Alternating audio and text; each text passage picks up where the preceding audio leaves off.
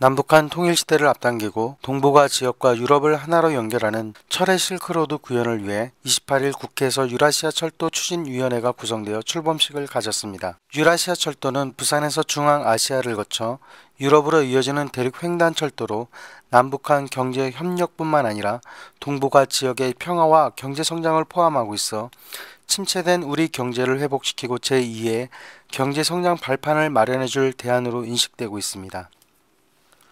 이날 추진위원회는 새누리당 최고위원 심재철 의원을 추진위원장으로 추대하고 운영간사로 권성동 의원을 선임해 추진위 활동을 전개하기로 했습니다. 다음은 심재철 추진위원장의 선언문 일부입니다. 유라시아 철도 사업은 해양과 대륙을 연결하고 유라시아 경제권과 아태 경제권의 가교 역할을 하는 대한민국의 미래 비전입니다. 유라시아 철도는 유럽과 아시아를 진정한 하나의 대륙으로 다시 연결하는 새로운 시대를 열 것입니다. 부산에서 출발해 북한, 러시아, 중국, 중앙아시아, 유럽을 관통하는 실크로드 익스프레스를 실현하는 것입니다. 창조의 대륙, 유럽, 아시아, 태평양을 잇는 유라시아 철도 사업이 성사되면 수송시간 및 물류비 절감 등으로 남북 간의 경제발전뿐만 아니라 유라시아 전체 경제협력 확대에도 크게 기여할 것입니다. 또한 유라시아 국가들은 인적 교류, 문화 교류 확대를 통해 새로운 비즈니스를 발굴할 것입니다. 유라시아 대륙이 창조와 융합의 공간으로 발전할 것입니다. 평화의 대륙, 유라시아 철도는 교통과 개방을 우선가치로 하는 평화의 대륙을 만들 것입니다. 유라시아 철도는 남북 철도 연결과 유라시아 철도 연결을 통해 박근혜 정부의 한반도 신뢰 프로세스와 동북아 평화협력 체제를 가동시킬 것이고 한반도 평화통일 기반도 구축해 나갈 것입니다. 유라시아 철도는 국방 물류 시대를 열어 어떤 국가 간 평화 구축과 교류 협력 그리고 번영을 추구하고 특히 한반도에서는 철도 국제 복합 수송망의 구축은 한반도 평화협력 체계 강화와 통일 준비에 필요한 사업이기에 반드시 국가 정책으로 추진해야 할 일입니다. 이날 추진위원회는 출범식과 더불어 SRX 실현을 위한 철도 구축망과 정책과제라는 주제로 한국교통연구원 이재훈 본부장의 발표가 있었으며 이에 대한 질의와 답변들이 이어졌습니다. 이게 가장 중요하다고 보여줄 수 있습니다. 아무리 계기만 할지라도 이 예타 체제를 고치지 않는 이상 실은 불가능하기 때문에 제가 방금 드릴 겁니다. 그래서 예타는 총상 500원 이상인 경우에는 반드시 고쳐야 된다. 이 예타의 구조가 경제성 분석, 정책 분석, 책임을 맡고 있지만 가장 큰 비중이 바로 경제성 분석입니다. 그래서 BC가 1.0 이상, 그다음에 종합평가가 0.5 이상인 경우만 사업하는 수 있고 그래야지만이 사업이 추진되어지는 겁니다. 러시아 열차가 그냥 저기 파리까지 가고 또 파리 열차가 러시아까지 가고 이런 식으로 시스템이 되어 있습니다. 국경에서 기관차는 꼭 바꾸게 되어 있습니다. 아, 자기들 기관차로? 예. 왜냐하면 신호라든가 전력이 다르기 때문에 바꾸게 돼 있고요. 그리고 이제 아까 그 괴강 가변 열차라는 거를 사실은 그 폴란드라는 국가가 개발을 했습니다. 폴란드하고 러시아가 이제 궤도가 달라지기 시작하는 그런 시발점이거든요. 유럽하고 러시아에서요. 그래서 거기서 2000년도부터 그 기술 개발한 그 괴강 가변 열차를 투입을 해서요. 폴란드 유럽 쪽에서 이제 러시아나 모스크바라든가 주변의 리투아니아 국가라든가 관계 국가랑 이런 거 막힘없이 이렇게 직결 운행을 지금 하고 있습니다. 유럽에서 러시아로 넘어가려면은 열차는 갈아타고 사람이 갈아타야 되네. 사람 물자가 다 환승환적을 해야 되잖아요. 대다수가 지금 뭐 옮겨 타거나 옮겨 실는 그런 상황입니다. 지금 설령 그런 시스템 또 그 관에 비춰봐서 이 동해안을 다 연결시키려면 앞으로 몇 년 정도 소요된다고 생각해요.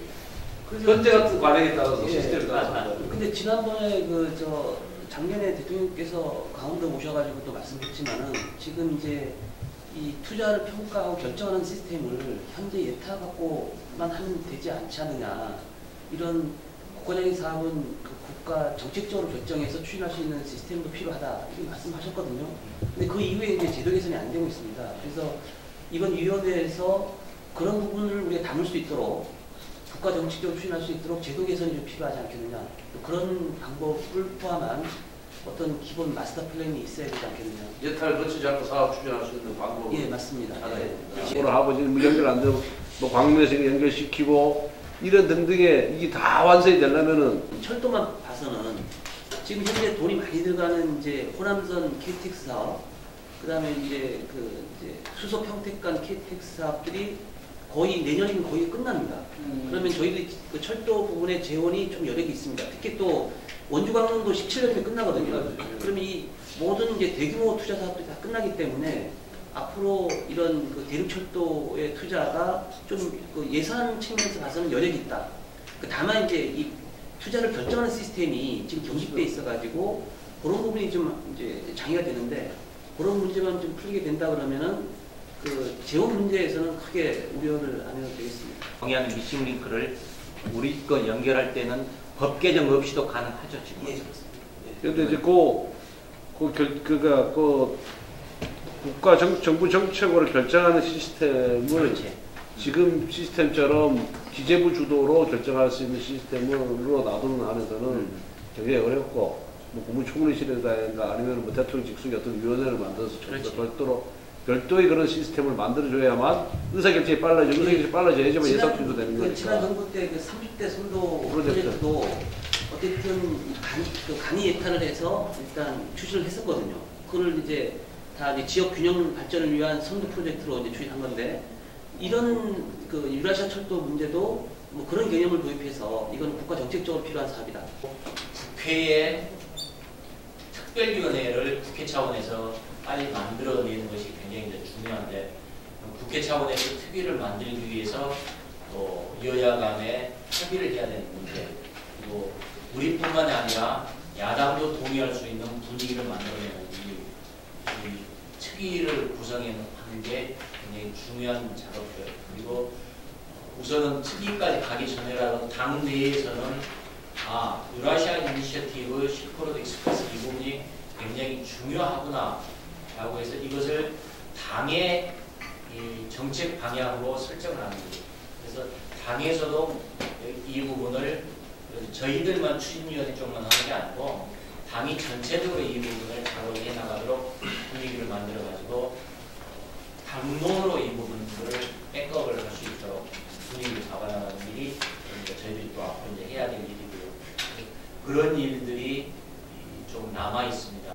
유라시아 철도를 연결하는 것이 굉장히 중요한데 국민들에게 왜 이것이 필요한지를 알려드리고 그리고 실제 이 작업이 추진될 수 있도록 통일을 준비하는 작업으로서 저희들이 풀어나가야 되기 때문에 오늘 이런 행사를 마련을 했습니다. 토론을 할지 공청회 세미나 등을 통해서 이 유라시아 철도가 왜 필요한지를 전체 분위기를 좀 확산시켜 나갈 필요가 먼저 있고요. 그리고 그에 따라서 국회 차원에서 여야가 합의하는 특별위원회를 구성을 해서 전체적인 국회의 사업으로 이 부분을 추진해 나가는 것이 굉장히 필요합니다. 그리고 단기적으로는 먼저 국회 차원의 특위 구성에 초점을 맞출 생각입니다. 유라시아 철도 추진이 굉장히 저희들에게는 통일을 준비하는 것으로서 아주 중요합니다. 그래서 남한의 철도도 빨리 연결을 하고 뿐만 아니라 북한과의 철도 연결을 위해서 중국으로, 몽고로, 시베리아로 이렇게 저희들이 철도망을 통해서 연결할 수 있는 작업이 굉장히 소중한 사업이고, 그리고 통일을 준비하는 매우 커다란 일이기 때문에 저희들이 열심히 노력할 것이고 또 국민들께서도 많은 관심을 가져주시길 부탁드립니다. 유라시아 철도 추진위원회는 국회 차원에서 여야 특별위원회를 구성해 유라시아 철도 사업 시행을 본격화하겠다는 입장입니다.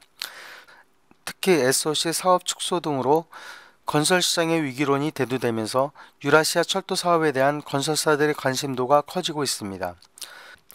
유라시아 철도가 남북 간 정치적 이념대립 프레임을 벗어나 경제 협력 파트너로 자리매김해 침체된 국가 경제를 되살리고 궁극적으로 동북아 평화 번영 시대를 가져올 모멘텀으로 작용할 수 있을지 귀추가 주목됩니다.